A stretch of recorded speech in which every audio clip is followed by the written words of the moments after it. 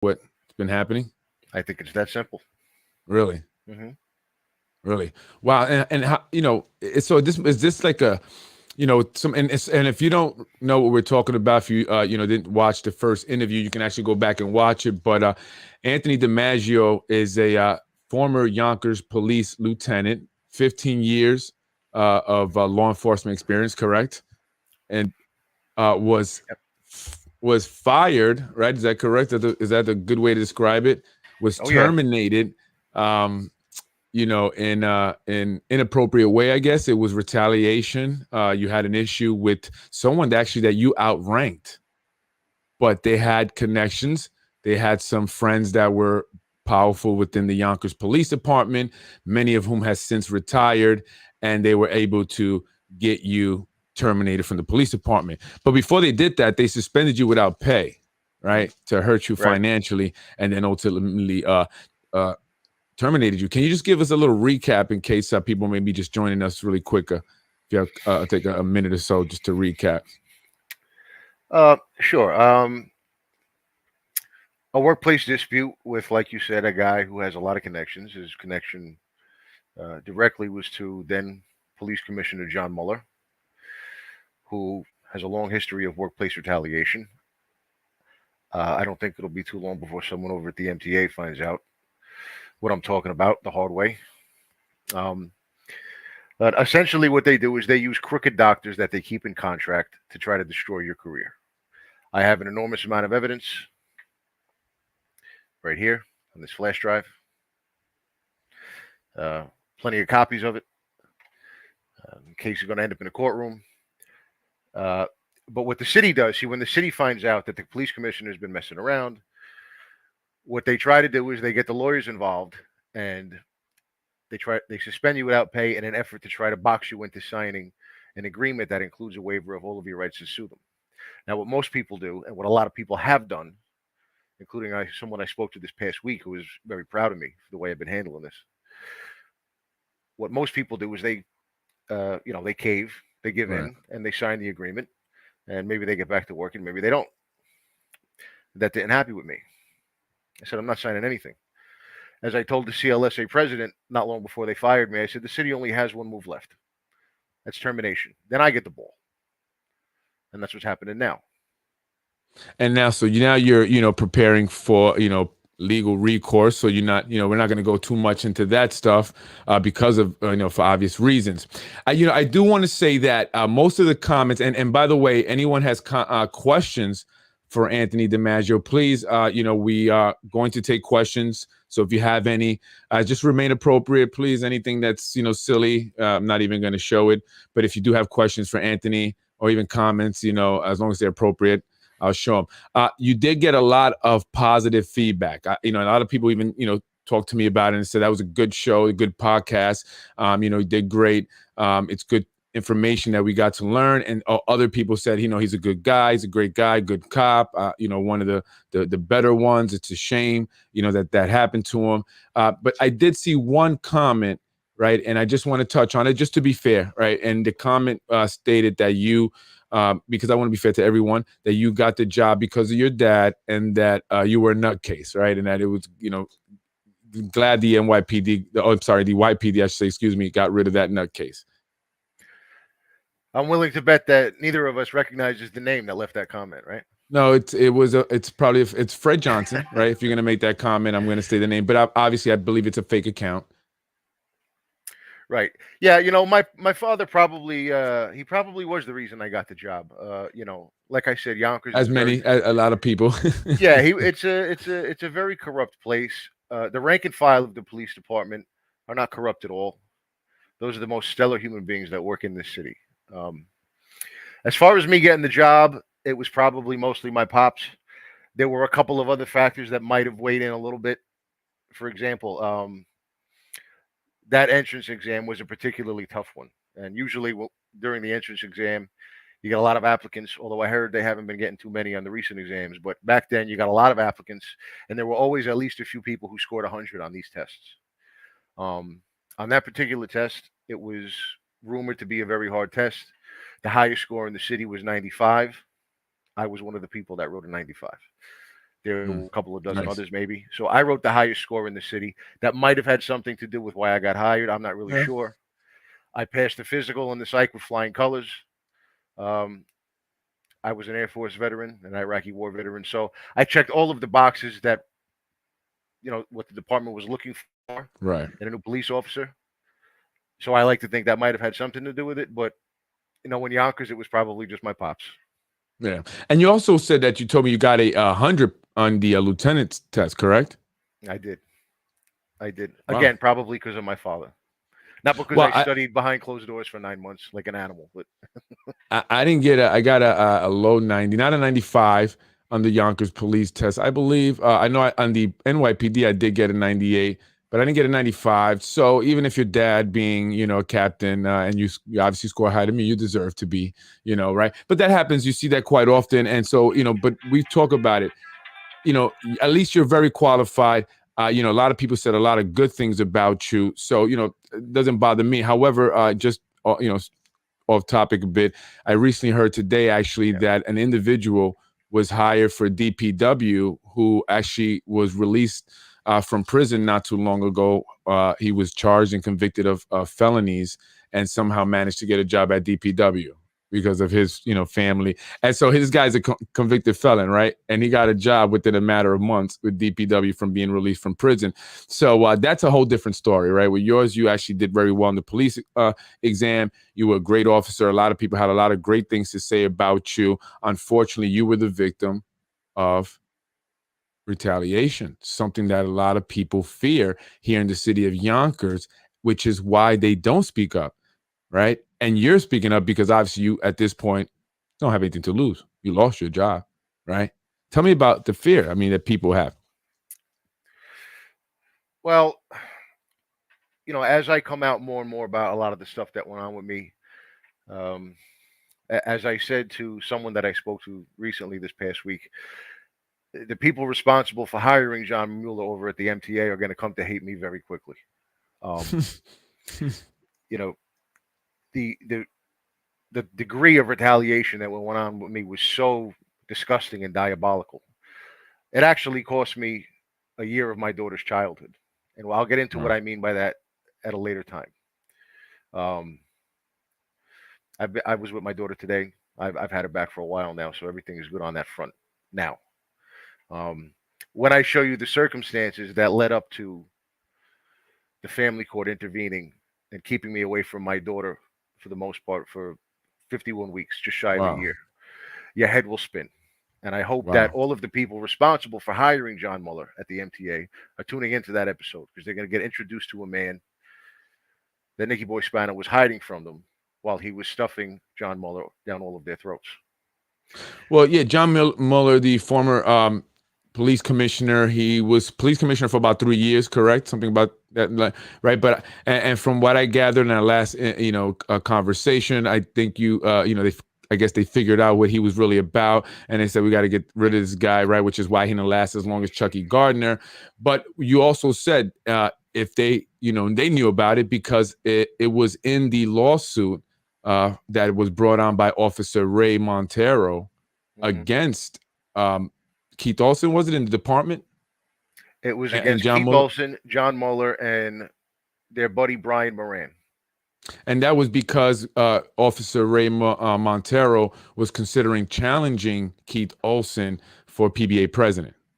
Correct. Correct. And then, John Mueller was, Keith Olsen's boy. And, that was something that was supposed to be done when the current mayor got into office the first time around. However, they took, they ended up hiring Chucky Gardner instead of Mueller. Right. And then Yeah. tell me a little bit about Um. Mueller. What do you mean? You said he was a sadist, right? Last time we spoke. Explain that a little bit more. Um. Well, when you watch a lot of these political talk shows and stuff, you have conservatives and liberals, and both of them usually have a lot of the same talking points.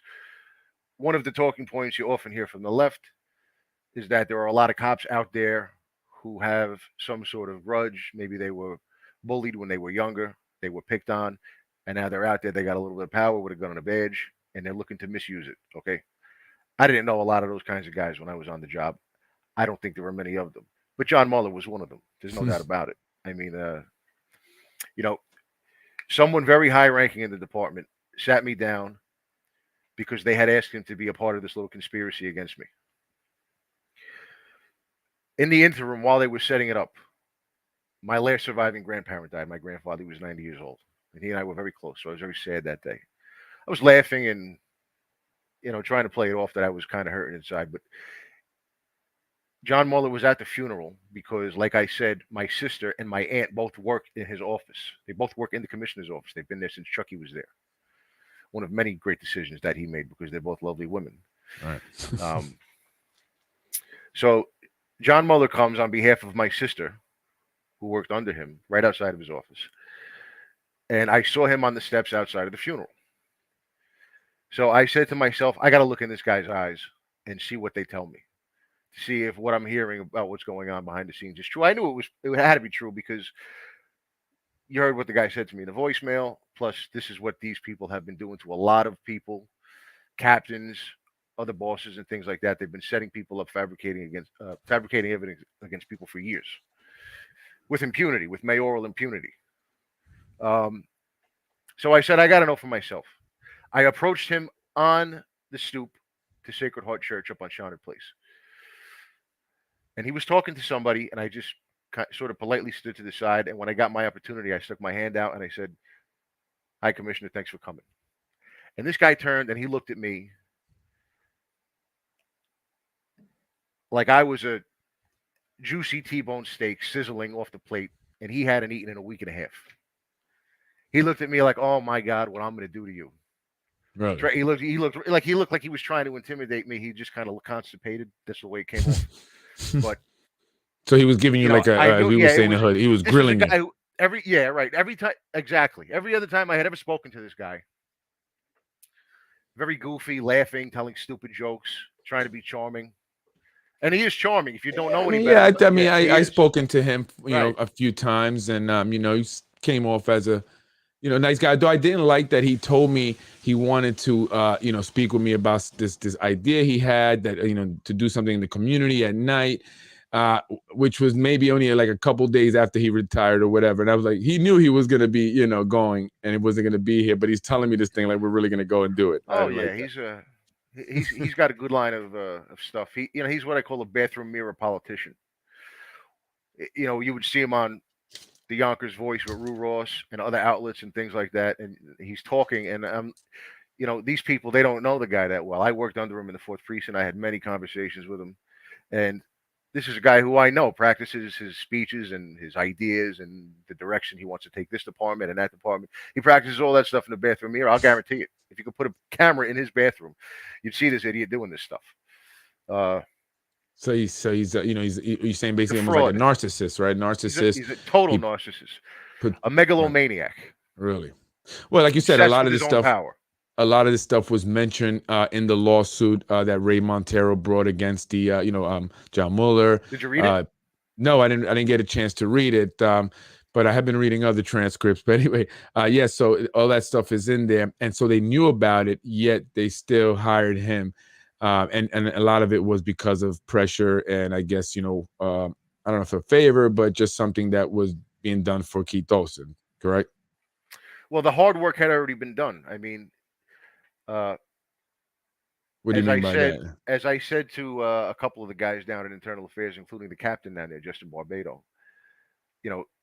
Chucky Gardner spent 8 years bringing the department sort of out of the Stone Age and into the modern era of policing.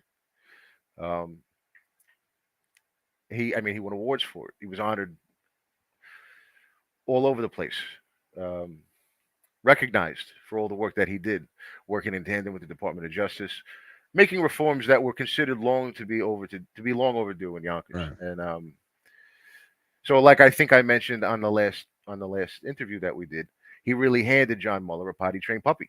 Right. Okay. And the Spanos, knowing that Chucky had already done all the heavy lifting, said, okay, well, now it's time for Keith to get his payoff. So we're going to push Chucky out. And they did that a pretty clever way. And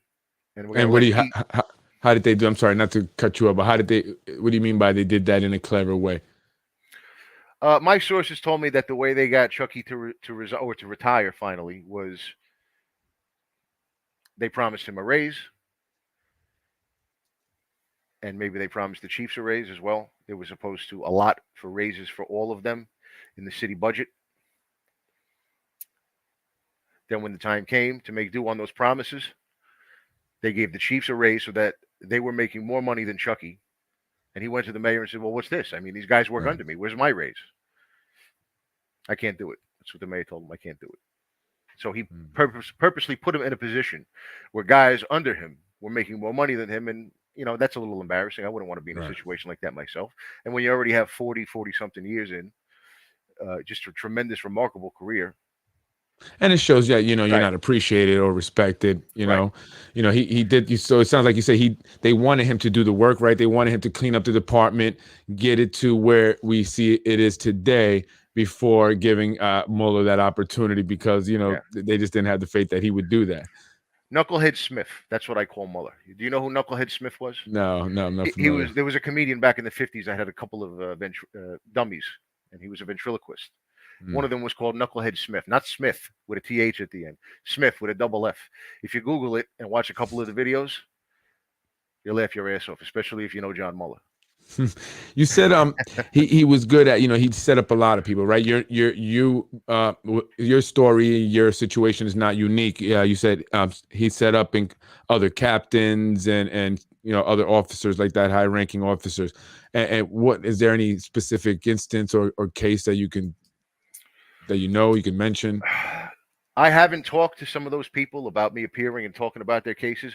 Ray Montero, I obviously have. He wouldn't care at all if I came on and spoke about his situation, because it's all over the internet anyway. Right. And Ray is a stand-up guy. He's very bold, a lot like me. So I knew he would have no problem with it. Let me reach out to some of those other people. Sure. And one person in particular was a captain. He was the captain of the detective division. They almost got him arrested. That he was this close to getting arrested because of the evidence that they fabricated against him. And he told me the story himself one night at a Christmas party a year or two ago. And so let me reach out to him. I can get in touch with him pretty easily. If he doesn't mind me talking about the situation, then I will. Wow. Well, it's good. I appreciate you doing this. I noticed that recently more pages on Facebook and more people are starting to, speak out. These pages are coming out where they're putting out more information on, on the city, what's going on here, especially in terms of politics and stuff. And, it really just kind of has a domino effect, right? And it just takes one person, then another person. And then next thing you know, you have people coming out and really speaking out about this and no longer having that same fear of retaliation, because at this point it's like, are you going to get us all? Right. And I think it's always been, maybe a situation where people have been a little scared, to take that first step, right? Be that first person. And, I don't want to say that, I'm the one that's doing all that and stuff like that. But, I think that, basement politics and having, these podcasts that I've been doing and putting out information has also been kind of giving people a little bit more courage and power, and empowering people to speak out. And it's good because that's how change happens, right? And you coming out and telling your story, and the fact that, there are police officers that support you and are happy that you're speaking out and you're talking about this, that says a lot. That says that, people wanted to change, right? And so we have to find a way to make it change. And so we have to speak out. And so I appreciate what you're doing. It's commendable and stuff like that. And I just hope to see more people start to come out and realize, things have to change. It can't go on forever like this. And I mean, ultimately, you do have recourse, right? If you are in a situation like you, where you're targeted and then terminated, right? There's recourse for that. You do have legal recourse, and you have to say, listen, if that's what the case is, then I'm going to take that all the way and fight it. I'm glad that you're doing that, and I hope that what you do sets a precedent, for other people. And same thing with Ray Montero, right? Officer Ray Montero, he won his case ultimately, his lawsuit and stuff like that, But there's concerns there because his wife, I believe, also worked for the city, correct? I think she still may, actually. Yeah. Right. So there's that concern. People are concerned with losing their jobs. I mean, in my situation with my daycare, I only got 6 kids assigned to my universal pre-K from the school district. Tasha Diaz is on the chair of the education committee. And so, I'm sure there's things that happen there, but that's not going to stop me. So, we got to keep, coming out, keep pushing, keep speaking about it. So I appreciate that. So tell me, what else is there that you think that's important? We're talking about this information. We're making people aware of things. What have we not spoken or touched on that you think it's important to talk about? Well, obviously, I'd like to talk a little bit more about what went on with me, but there are some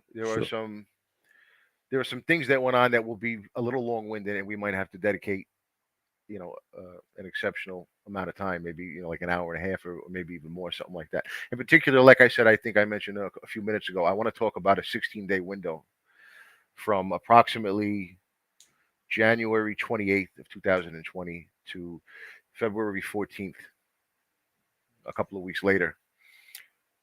February 14th being the day that I ultimately went for this doctor's appointment. You see, the doctor's appointment was originally supposed to be February 12th. And Mueller canceled that appointment and made it for the 14th. He canceled it on the morning of the 12th. And when the reason why he did that comes to light, the reality of who this guy is really going to be front and center, and it's going to be hard for people to deny when it's all over the internet with someone like me talking into a webcam about it. There's a recording that has to pertain to that particular day. There were a couple of documents. So I want to get my ducks in a row and have the evidence really ready. And, I guess maybe you and I will discuss how best to present it as I give the narrative of what happened over those couple of weeks. And, and if you're a cop, especially an MTA cop, because you guys are in the crosshair now. We're out of it. We're in the clear, Yonkers. Yeah, the MTA police officer, you guys, be careful. Be careful now. So if you're a cop, particularly an MTA cop, or if you're just a father, you're going to want to tune into that episode. Really? Father? Yeah. I definitely want to. Now you got me. Yeah, we'll talk about it. Let's put it to the side for now, but we'll talk about it. Well, let's talk about what can we talk, because now I don't want to get all excited about something and we can't talk about it. Let's touch on what we can touch on today, and let's talk about that. All right, sure. Let's talk about the CLSA, because I remember. Yeah, you said something about you came to realize they were a fraud, a scam. Tell me about that. It wasn't always. These days, for the last 10 or. Well, tell me a little bit real quick before you get into it. What is the CLS? What you say? The CLSA, that's the Captains, Lieutenants, and Sergeants Association. It's the PVA equivalent of the union that represents the cops. The CLSA represents all of the bosses. Now, down in the city where you have a lot of captains and a lot of lieutenants and a lot of sergeants, each rank has its own union. In Yonkers, there are only 126 total captains, lieutenants, and sergeants. So we get lumped all into the same union. Now, for a long time, because like it's already out there, my father was a captain in the YPD, and he actually served as the vice president of that union back in the day. Under the president's name was Tommy Drexel. Tommy Drexel was really the last real CLSA president that was about the union, that fought for the union, for the membership, and was not in the mayor's pocket outright. Okay. After him, I believe, was John Mueller. John Mueller was the CLSA president. Now, John Mueller has always had enormous aspirations, always wanted to be the police commissioner and then beyond. A dream he's realized, unfortunately, in the last few years. In order to be chosen for a position like that, you have to be obviously in the good graces of City Hall. One great way to begin getting into the good graces of City Hall is to sell out as a union president and do everything that City Hall wants. Now, I don't know what kind of a CLSA president he was, because I wasn't really around at that time. But this is how it started. See, the way the Spano crime family controls the unions, and particularly the CLSA, is through a bylaw in the union that allows the outgoing president to cherry pick his replacement without an election. When they figured out that they could manipulate the president into picking his successor, then they realized that they could control the union through bribery. Okay, combination of bribery and intimidation. Here's the way it works. The current union president, who had to be John Mueller at the time, gets accosted. Well, what do you want from us? Well, I want to be the police commissioner someday, or whatever it was that he said. I think at the time he wanted to go to SIU, which is where he ended up being Ray Montero's boss. SIU, the Special Investigations Yeah. Unit. Okay, well, you're going to play ball with us. When you leave, we'll put you in SIU if we feel that you've done enough for us as the CLSA president. When you leave, we're going to tell you who to pick. And they do their research and find out who will be the next guy to play ball with them in exchange for a prize when he leaves. Right. Okay? John Mueller was instructed to pick Tommy Felon. Now, again, some of my facts going back this far could be a little hazy because I wasn't really around that time. If I was around that time, I wasn't really paying too much attention. But this is the basic gist of it. Tommy Felon, a real nice guy, then became the CLSA president because John Mueller picked him on his way out. And John Mueller was rewarded with SIU, a very important unit that you would always want to put somebody with their head on their shoulders in place as the commanding officer of that unit. It's a prestigious unit too. You mentioned. Yeah, they picked Knucklehead Smith to run that unit, and Chucky later transferred him out of there and put him in the 4th precinct. But when Mueller left, he picked Tommy Felon, who came in and was the CLSA president, fought the mayor on nothing. And Tommy, sometimes he would actually make silly remarks. I remember one time asked him if he was going to do someone asked him if he was going to do another term as the CLSA president, and he said, I don't know if the mayor wants me to. Yeah, and he tried to throw water on it real quick. One of the retired guys. Puppets are usually not the smartest, people. So yeah, he got expected. Okay, so when Tommy was done with his tenure as the CLSA president, on his way out the door, they told him to pick Chris Sapienza. Okay, Chris Sapienza then served as the CLSA president. Fought the mayor on nothing. Always drinking grapes down at Zupa with Johnny. Just the two of them sitting there hanging out, Johnny Spano, and I remember when I saw Sapienza.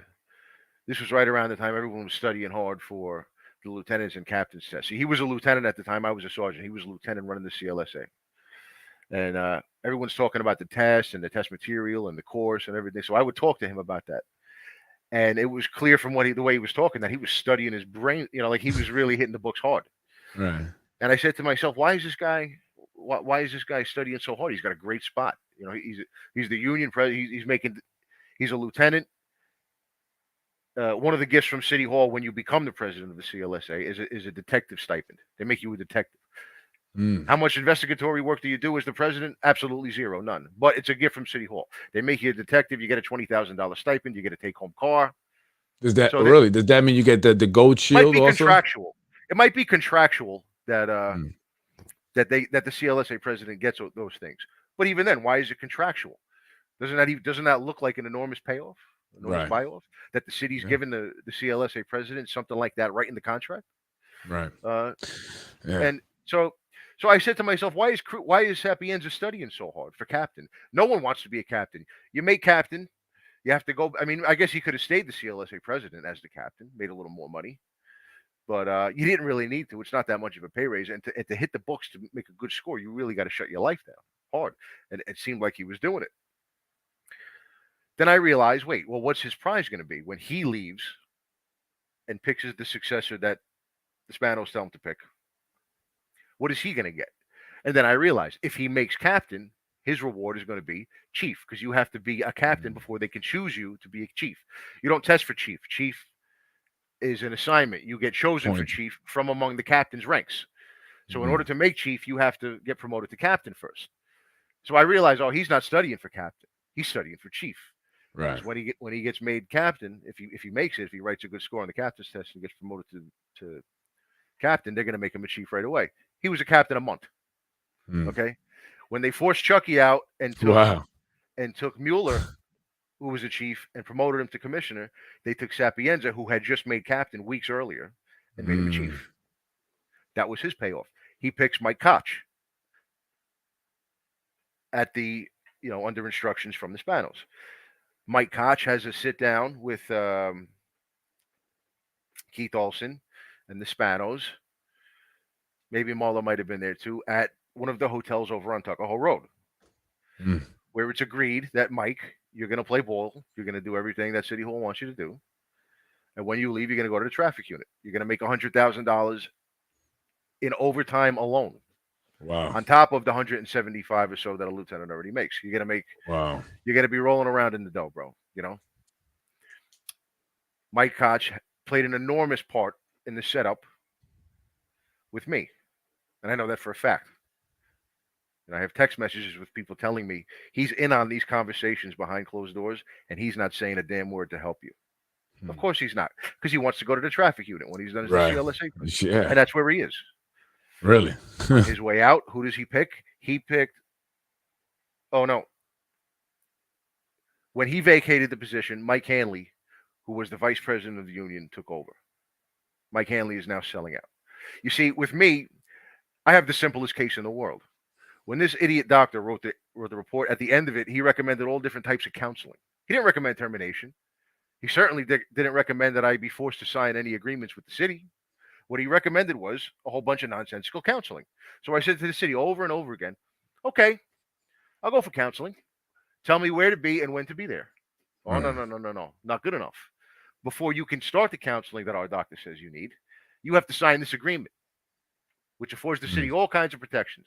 Because if you don't, we're going to hold your career hostage. We're going to wait until the 1-year clock on Article 73 expires, and then we're going to fire you. We're going to get this agreement signed that we want, because if we don't, we're just going to fire you. All right, that's the way it works. Now, all Mike Hanley would have to do as the CLSA president is challenge the whole situation in court. And if he said nothing else, nothing bad about the mayor, nothing bad about John Mueller, if he said nothing else, all he would have to say to the court is, the doctor recommended counseling, let the counseling begin. Right. It's that simple. Right. Mike Hanley told me to go pound sand. Really? Wow. Because, when the individual, Stephen Nolan, the guy that killed the 16-year-old kid, he was, people were calling for his job and stuff. And they said, if they fire him, then his union is going to fight for his job back, as they should. And I was like, really? They would fight for his job back? They're like, yeah, that's what they do. So, but you didn't kill a kid, right? No. This was retaliation.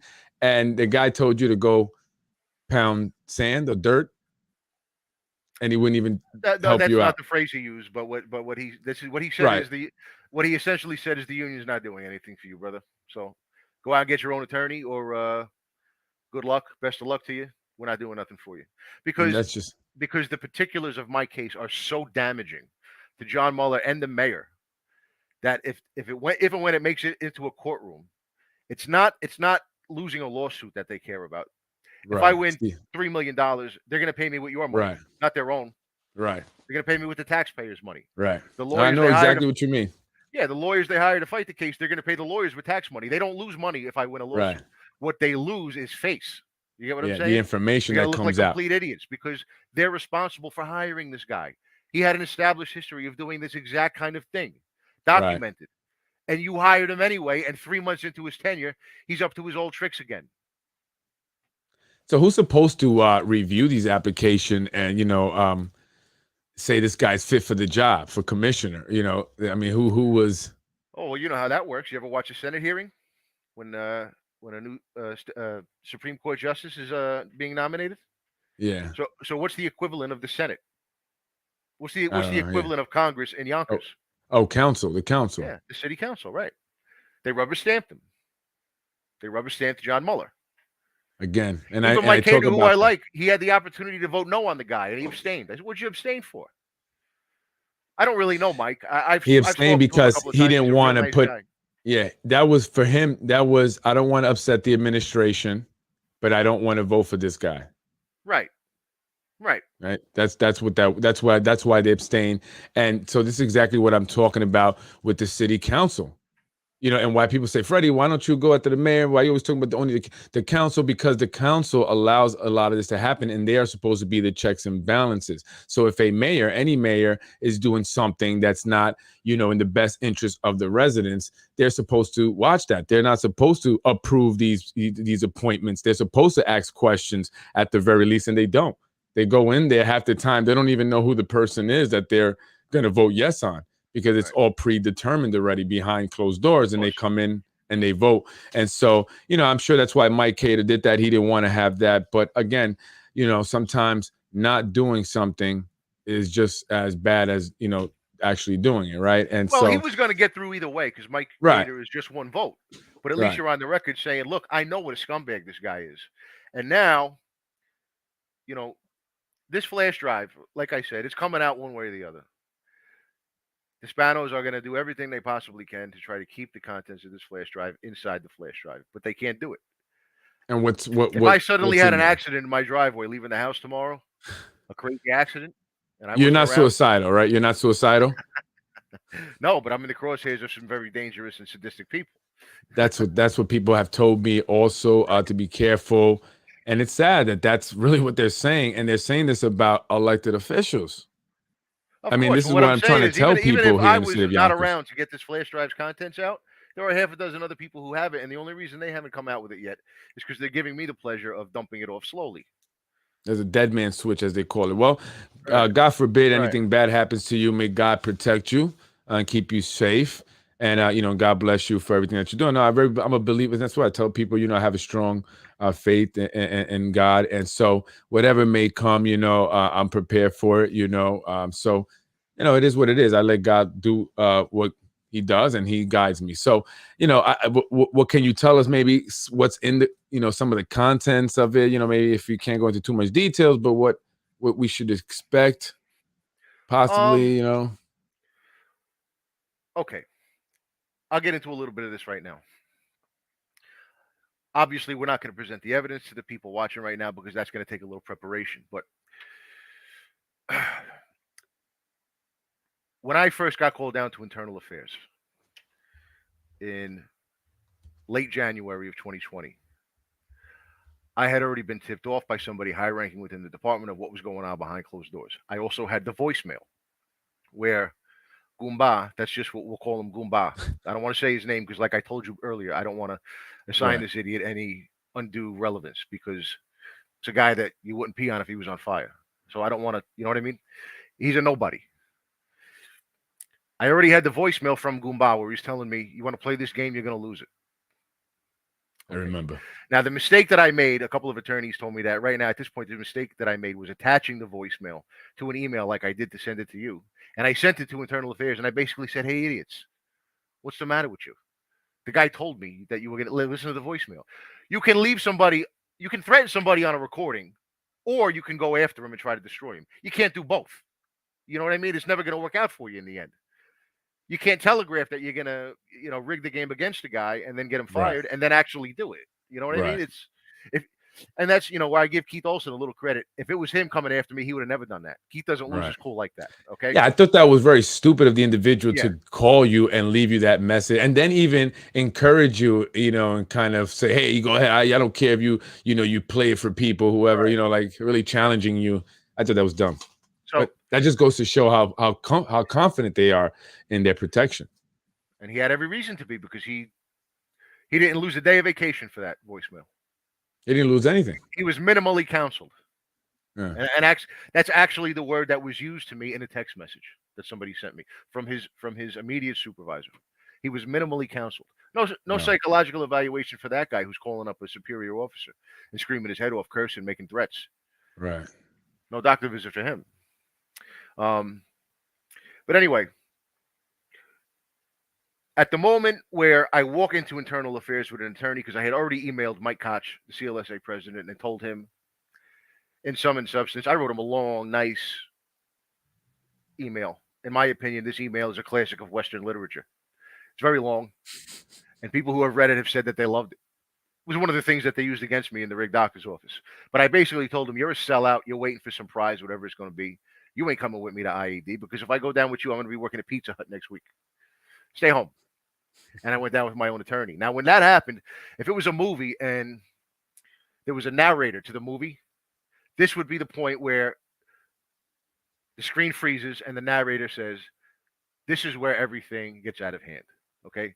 I now brought a private attorney down to internal affairs. John Mueller has completely lost control of the situation. The guy that I'm supposed to go to internal affairs with, like everybody goes to internal affairs with, the union president, is in his pocket. That he was banking that's what I Right. was going to do. So when I brought a private attorney, he went into full blown cover up mode. One of Threw the him things, off guard. the immediate Caught him. thing that he realized he had to do was get rid of my attorney. And the way they do that, like I said in the last episode, was they get you off of the payroll using Right. Article 72 of the Civil Service Law. In order to do that, they need one of the doctors on their payroll to unlock Article 72 for them by handing them a report that says this guy is way too dangerous to go back to work in any capacity. The doctor can't say, oh, he can go back on the desk. That doesn't get them into Article 72. Right. They can't get me off the payroll. It has to be he's so dangerous that he can't even go back to work on a desk with no gun. That gets them into Article 72. That gets me off the payroll and scares away my attorney. Now, it's not automatic that that's going to happen with every attorney, but with my particular attorney, it did. Okay. Here's the problem for John Mueller. What is he going to tell the doctor to help him fail me? All I had done at that point really was use some 4-letter words cursing at some detectives about how much they sucked. Right. And it's something that every patrol boss has been through. Some of them have done it. They just didn't do it to they didn't do it to Goomba. They did it to Right. people who weren't that important. So how's this guy going to fail me? How's he going to get from a guy having no career problems at all ever in 13 years, being a stellar performer, writing big scores on promotion tests, some awards and things like that. I got a flawless work record. Right. Rising star. So how are you going to go from that to, oh my God, this guy can't go back to work? Well, what you need to do is you have to start fabricating some evidence. You have to start giving the doctor something to put in his report. Okay, he's going to do. He's going to use whatever you give him. He's in your pocket. He's a crooked string. So what did they give the psychologists in your case? Well, they did a couple of things, and one of the things that they did, and this is where I really want to talk to all the fathers out there who were working under this guy at the MTA. He tasked a certain detective to work in tandem with the Internal Affairs Division, specifically 3 people down there, one of whom was the commanding officer, Detective Captain Justin Barbado. Their task was to completely fabricate an exceptionally disgusting and diabolical piece of completely fraudulent evidence, which strongly suggested that I mistreated my own 5-year-old daughter, that I spoke demeaningly to her, that my presence in her life was detrimental and dangerous to her, and that I needed to be kept away from her. Wow. There was only one little problem. This particular piece of evidence, I can't talk about too much of it right now because there are certain people who were involved in its fabrication who I have to protect because the screws were put to them, and that's another story. We'll get into that. The problem John was going to have was that this particular piece of evidence, this particular piece of entirely fabricated evidence, was not going to be able to be fabricated overnight. It needed a little bit of time. In John's estimation, about 2 weeks.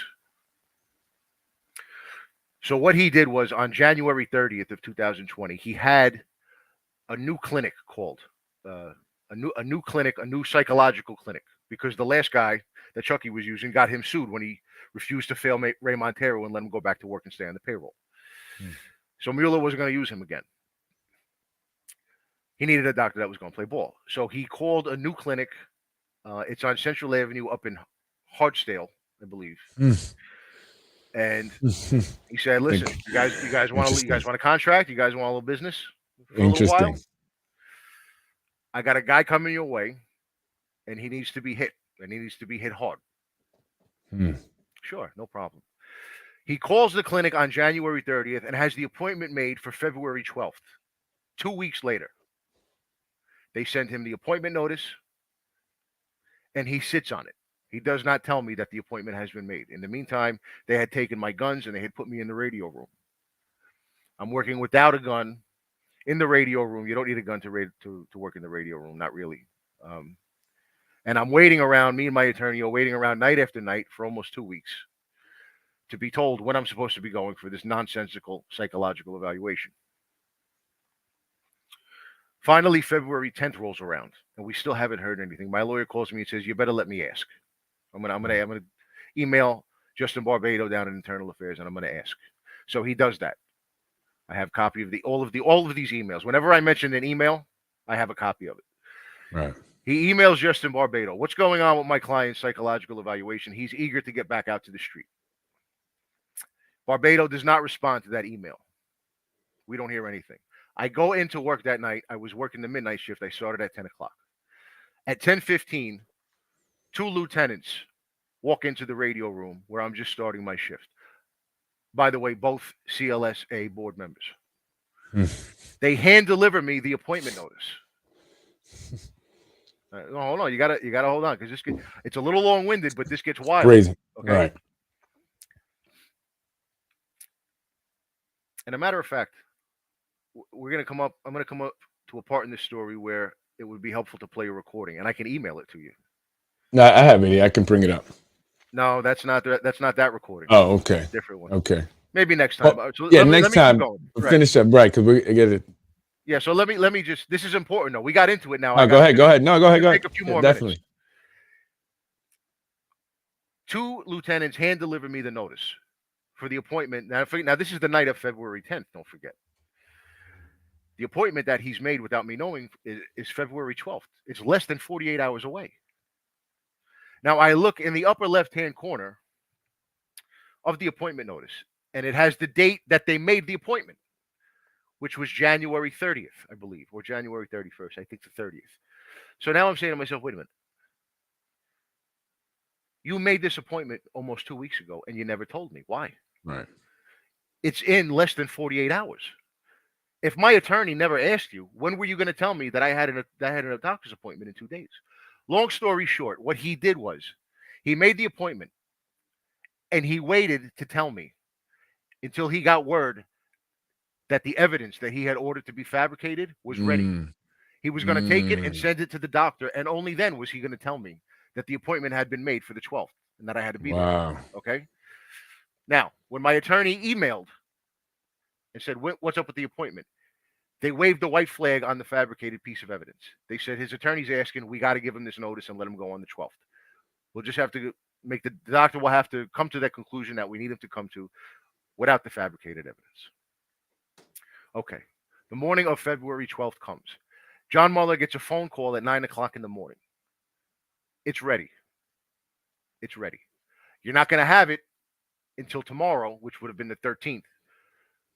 But it's almost ready. You're going to have it tomorrow.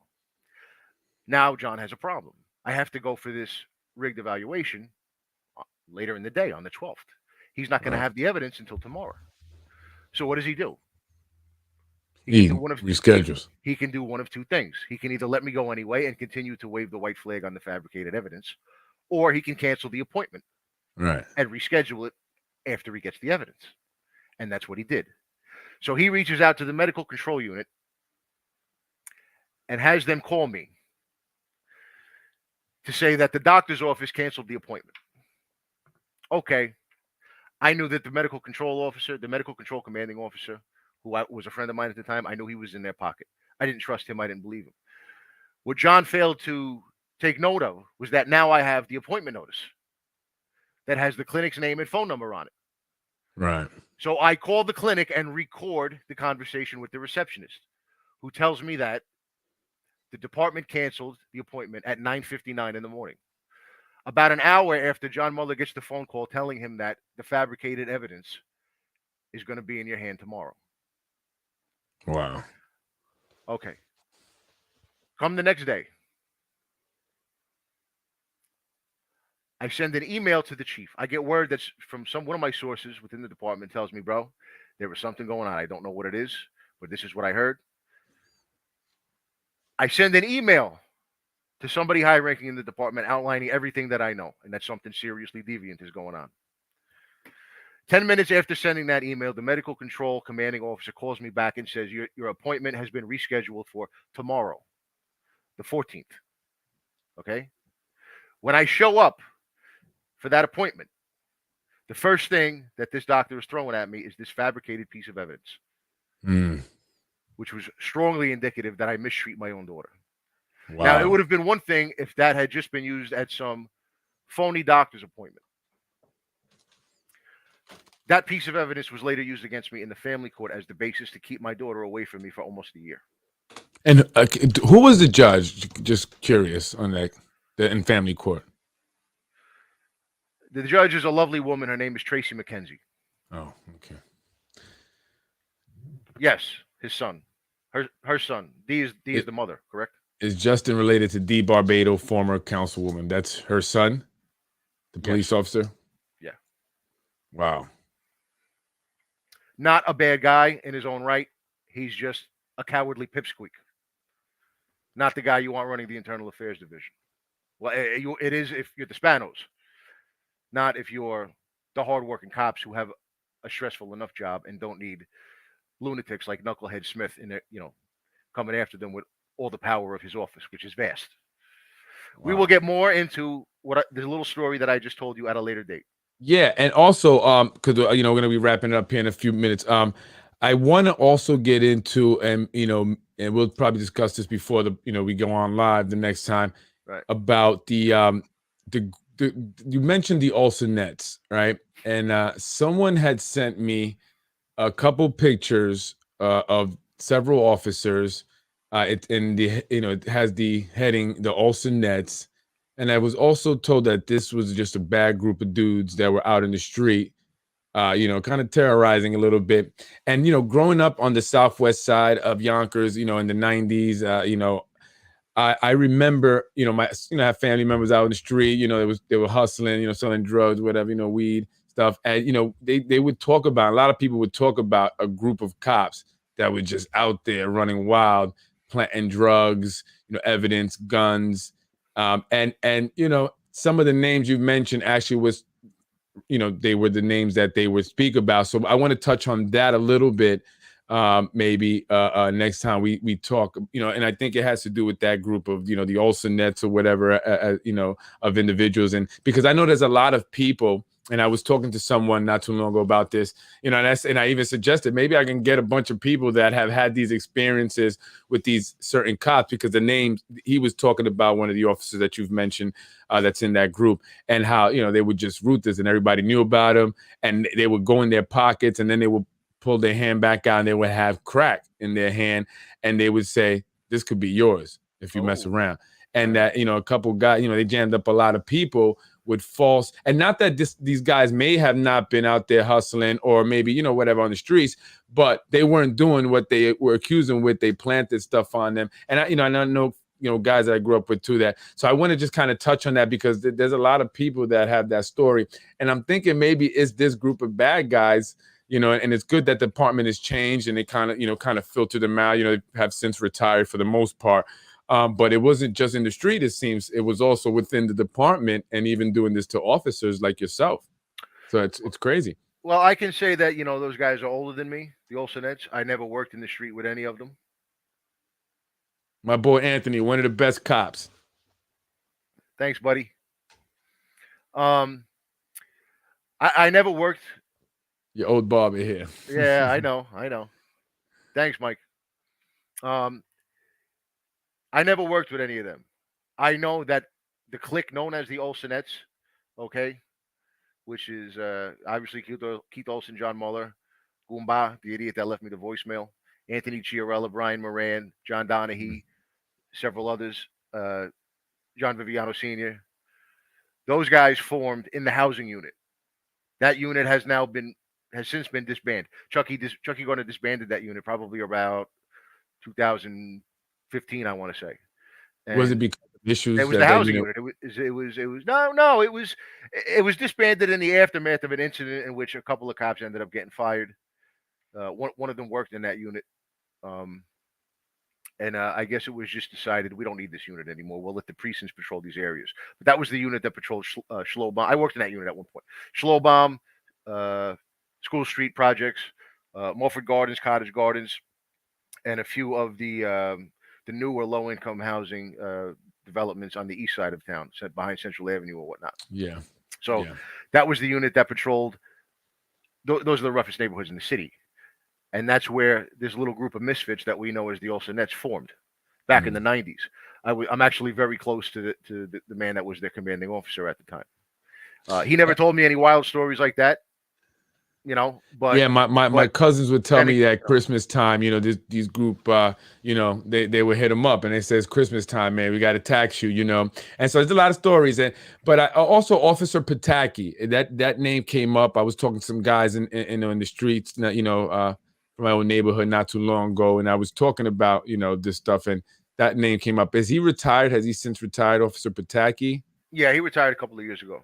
Yeah, Yeah, they got some stories on that guy from some guys in the street, man. he was And I much believe hated. them because they give me, they have no reason to lie to me. There's no reason for them to tell me a story like that.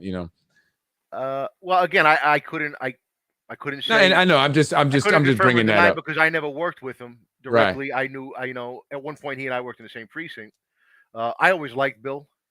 right, I'm sure he dealt with me differently than he dealt with guys in the street, obviously, because right. I was another cop. But I always liked him. We always shared a lot of jokes together and had a good time. But there was no doubt he was a big supporter of Keith Olsen. Well, I mean, as Yeah, someone who, I grew up in the environment, I grew up in the rough environment, the hood, and I really understand that culture very well, and sometimes people are really surprised that I do because, the way I live, my life is now and stuff. Not that I was involved in anything illegal. I always, managed to want to stay away from that. My goal was to always not go to jail. That was like a pride thing for me. But I still have family, friends, and stuff, people I grew up with, and so, they just tell me these stories, and and I know that you're not, part of it or whatever. They were older guys, but it's just crazy some of the stuff that they told me, and I'm sure that they're good guys. Like I said, I understand that culture, and I also have since kind of progressed and yeah. experienced different things, so I understand being a police officer. Well, I don't understand being a cop, but how it could be when you're like having to deal with the streets. It's we can't. I always say you can't really really a Monday morning quarterback it, as they say. You can't, unless you're in those shoes, you know what I mean? So, there's always that balance. So when, people say things, sometimes I can understand why, you guys might get roughed up a little bit, man. You guys out here sometimes. Well, as we continue to talk further during these interviews, some of the phrases that you'll hear me use are, you see, when it comes to the YPD, as far as I'm concerned, the YPD has existed in three different eras. Okay, and they're all Chucky Gardner centric. There's the pre-Chucky era, the Chucky era, and the post-Chucky era. Okay, Mm, right. it's Chucky is the guy who changed everything. So if you hear stories about a hardcore Yonkers police department, those stories are old. Yeah, Some of them no, may this be was true. definitely this was Yeah, right. prior. This no, this was before Chucky Gardner. No, absolutely. Probably long No, before. no, this Yeah, was right. yeah. I was a teenager and Right. maybe even younger around that time and stuff. My late teens. But yeah, no, this was pre Chucky Gardner. Absolutely no. Right. So and a lot of the officers I'm sure have since retired and stuff like that. And that's why I bring Oh it up. yeah. And it's not the guys and girls officers and out there now. No, No, no, this is from the no, 90s, no, mid no, no, 90s and stuff, when everything just in New York was crazy in general, right? no. We But have to be anyway, very clear about that. It's a very, very different department now. I mean, if you yes, hear yes, stories, yes, you can't go out and look at the cops that are out in the street these days, right, like the old stories pertain to them. These are all college educated kids. right. No, definitely, definitely. Shout out to the Yonkers Police Department, YPD, to all the officers out there. Stay safe. God bless you guys. Again, we appreciate what you do. I know I definitely appreciate what you guys do because if I ever need you guys, I'm calling, right? So I'm not gonna badmouth you guys, but anything. If and like you said, if I ever talk about stories like that when you and I are talking, also it's gonna be pre. Chucky Gardner era. That's definitely back then. It's not even anything now. But anyway, Anthony DiMaggio, I appreciate you joining me again. I can't wait to get into that other stuff now. Now you really have me curious. So We'll talk about it privately before the next yes, time I come yes. on. Yeah. I was just gonna say that. So we'll reach out, Right. offline, and we'll talk about it. We're kind of, see how we're gonna, what we're gonna put out, what you want to put out, and how we discuss that. But I look forward to it. I appreciate it. And again, this is one of a podcast that a lot of people have been very interested in. Your interviews got a lot of views on both Facebook and YouTube. So people want to hear this stuff. People want to be made aware of this, and people who are aware of it want to see that it's put out there and that people are speaking about it and that it's the public does know about some of this stuff. So definitely I appreciate you coming on the show, and thank you for coming on Basement Politics. And I think it's probably because it's the only place you'll be able to do it without any censorship or anything like that. I just want to go real quick some comments. They didn't want Anthony because they only wanted steamboats that sucked up to them. He did everything that was right. And so, like I said, you know, a lot of people, everyone for the most part have said nothing but good things about you. And so, you know, that says a lot, right? Chuck Gardner was one of the finest ever appointed commissioners. Sue the bastards. And I think that's, what you're working on now. And so, I wish you the luck with that. The DiMaggio family served our city exceptionally well. So, yeah, you see that. So folks that are watching out there, this is not some guy that is just, bitter. And that's one thing that you definitely don't want to come off as. You bitter. You have a chip on your shoulder. But if you're wrong, you need to speak up about that. And you need to, let it be known that you were wrong. And, it has to be made right, especially if you were, the officer that everyone says you are. We don't want good, bad things like this happening to good officers, right? Because we of those old stories that I just mentioned, right? So we want to make sure that we keep good officers out there, officers that are gonna have people in the city of Yonkers saying nothing but nice things about them. And that's how things should be. So I'm sorry that it happened to you, because you're a good guy. You've been talking a lot, man, and I don't think I'll ever be a cop again, but I'm always a cop at heart. That I'll be for the rest of my life. No, never again. Why not? I think it's unlikely. It's not impossible. Yeah. It's probably unlikely at this point. Especially as long as the Spano crime family is running things, I don't think I want to go back, to be honest with you. Well, what about another city, another town? It's not completely out of the question. Yeah. Well, you never know what happens, what the future holds. Anything's possible. I never thought I'd be doing this podcast here today, and here I am doing it now. And everyone in Yonkers is talking. Well, Anthony DiMaggio, former Yonkers police lieutenant, right? For the city of Yonkers, 15-year police officer, a police veteran who was terminated because of an issue you had with an officer who you outranked. Ain't that something?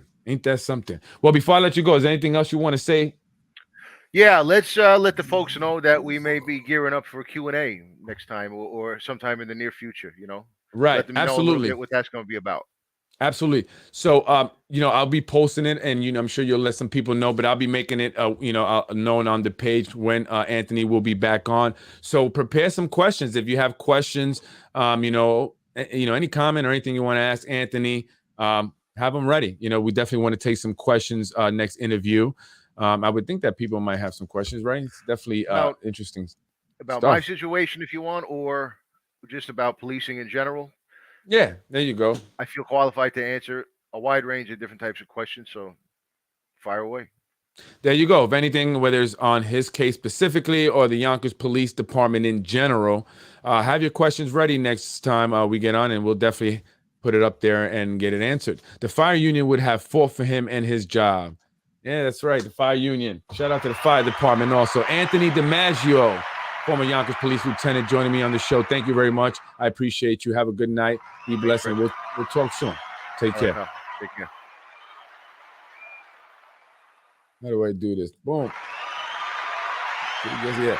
Thank you, folks, for joining me on that. And I really wanted to stay on a bit really quick and talk about the Tasha Diaz thing. So I'll be right back. I don't want to just do a continuation because it's actually two different podcasts. So I'll be back in 2 minutes. I'm Freddie Vasquez. That was Anthony DiMaggio, former Yonkers police lieutenant. He'll be joining me again. So make sure you have your questions ready. Take care. I'll see you in a bit.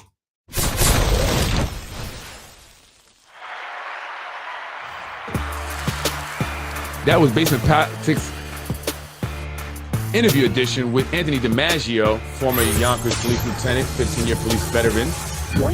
And we are about to get it popping. Please join me in a few minutes for my Yonkers Politics Then and Down Tasha Diaz episode. I'm Freddie Vasquez. This is Basement Politics.